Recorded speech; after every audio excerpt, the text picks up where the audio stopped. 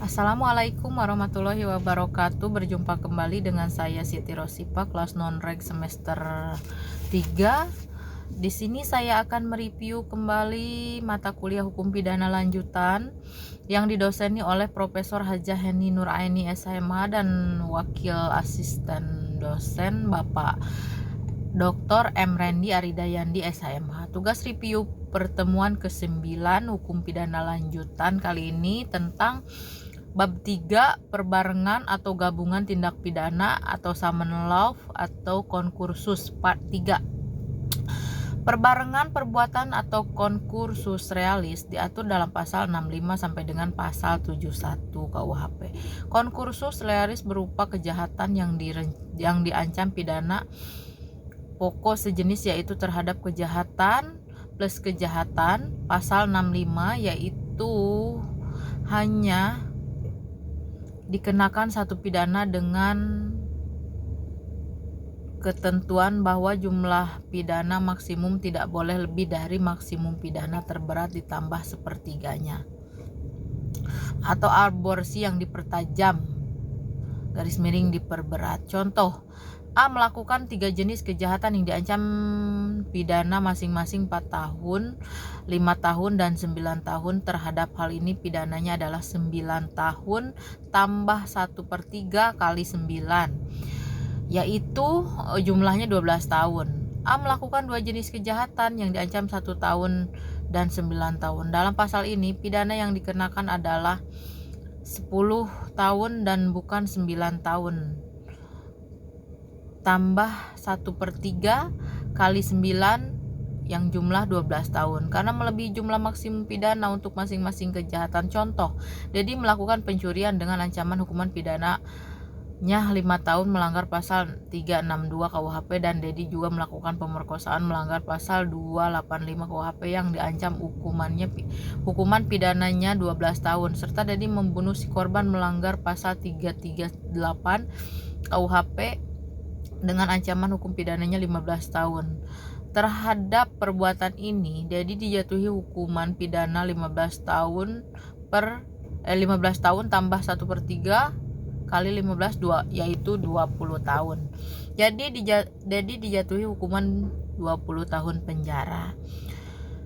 Dani, seorang preman, melakukan pemerasan terhadap seorang pedagang buah di Jalan Raya Cianjur. Tiap pedagang dipajak Dani terkena pasal 368 ayat 1 KUHP pemerasan dan pengancaman dengan ancaman hukuman adalah 9 tahun tambah 1/3 kali 9 sama jumlahnya 12 tahun karena melebihi jumlah maksimum pidana untuk masing-masing kejahatan. Jadi dan dijatuhi hukuman 10 tahun penjara.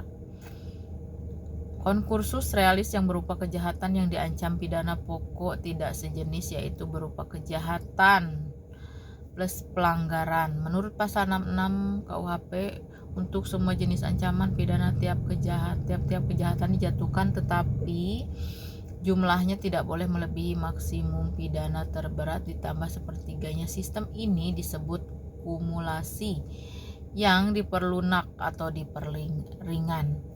Contoh, A melakukan 2 perbuatan yaitu melanggar dan kejahatan yang masing-masing dipidana 9 bulan kurungan dan 2 tahun penjara. Dalam hal ini semua jenis pidana kurungan dan penjara harus dijatuhkan, adapun maksimumnya adalah 2 tahun ditambah 1/3 kali 2 tahun. Jumlahnya 2 tahun 8 bulan atau 32 bulan. Jenis pidana yang dijatuhkan adalah bukan jumlah keseluruhan 9 bulan plus 2 tahun, jumlah 2 tahun 9 bulan atau 32 bulan. Contoh, Andi melanggar perbuatan pelanggaran dan kejahatan. Dia melanggar pelanggaran pasal 506 dengan pidana kurungan 12 bulan dan pasal 228 dengan penjara 2 tahun penjara. Maka semua jenis pidana harus dijatuhkan kurungan dan penjara. Adapun maksimumnya adalah 2 tahun tambah 1/3 kali 2 tahun.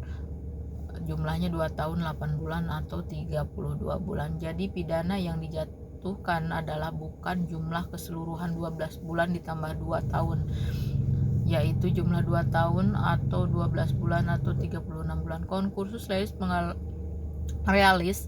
pelanggaran tambah pelanggaran diatur dalam pasal 70 KUHP dengan sistem pemindanaan disebut kumulasi dalam kurung pidana sejenis, yaitu tiap-tiap pidana dijumlahkan. Contoh A melakukan 2 pelanggaran yang masing-masing diancam pidana kurungan 6 bulan dan 9 bulan, maka seharusnya maksimum pidana adalah 6 tambah 9 jadi 15 bulan. Tetapi menurut pasal 70 ayat 2 KUHP sistem kumulasi itu dibatasi sampai maksimum 1 tahun 4 bulan kurungan. Jadi apabila A melakukan 2 pelanggaran yang masing-masing diancam kurungan 9 bulan, maka untuk A dijatuhkan pidana 18 kurungan.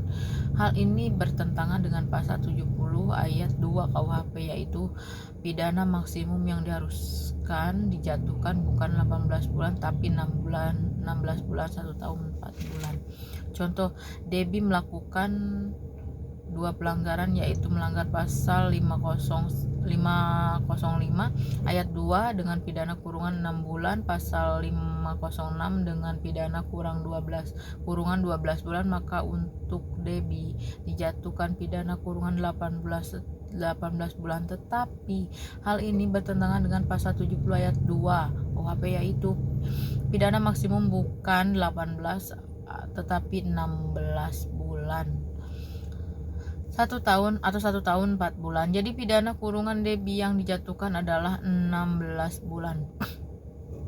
Untuk konkursus realis baik yang berupa kejahatan maupun pelanggaran yang diadili pada saat yang berlainan berlaku pasal 71. Contoh, tanggal 1 Januari 2007 melakukan pembunuhan, tanggal 5 Februari 2007 melakukan pencurian, pada tanggal 10 Maret 2007 melakukan pencurian. Dalam hal ini karena alat bukti belum lengkap, maka perkara yang satu saja pembunuhan yang diajukan ke pengadilan. Terhadap kasus ini, hakim harus berpedoman pada pasal 71, yaitu dalam perkara ke-1 jika hakim sudah memutus pidana terberat ditambah 1/3, maka untuk perkara selanjutnya hakim hanya memutus menjatuhkan vonis dengan putusan bersalah saja. Tetapi apabila dalam perkara ke-1 hakim belum menjatuhkan pidana terberat ditambah 1/3, maka vonis kedua dapat dijatuhkan pidana terberat ditambah 1/3-nya.